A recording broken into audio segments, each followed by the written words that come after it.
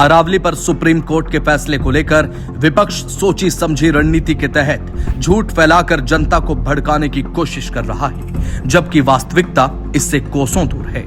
सबसे पहले विपक्ष का झूठ यह है कि अरावली को नष्ट किया जा रहा है और 90% क्षेत्र खनन के लिए खोल दिया गया है, जबकि तथ्य तो यह है कि सुप्रीम कोर्ट के स्पष्ट आदेश के अनुसार जब तक एक व्यापक और सतत योजना लागू नहीं होगी तब तक कोई नई माइनिंग लीज नहीं दिया जा सकता।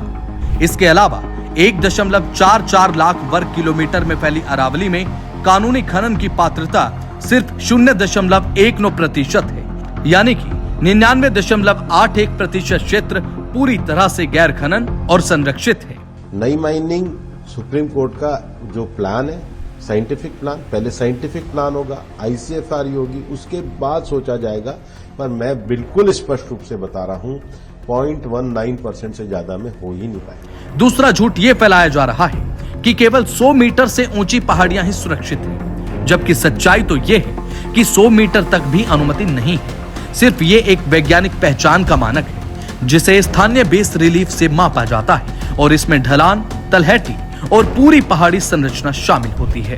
मतलब साफ है कि पूरी हिल रेंज सुरक्षित रहेगी। 100 मीटर का अर्थ है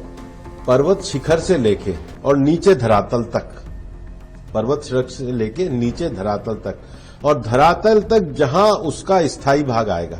तो धरातल में वो पूरा ऐसा नीचे पर्वत एक गोलाकार अंडाकार श्रेणी में उसकी जो सब टहनियां होंगी, जैसे कोई पेड़ है, पेड़ ऊपर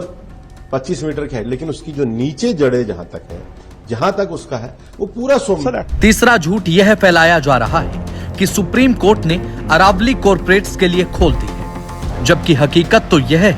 कि कोई भी नई माइनिंग लीज देने की योजना नहीं है।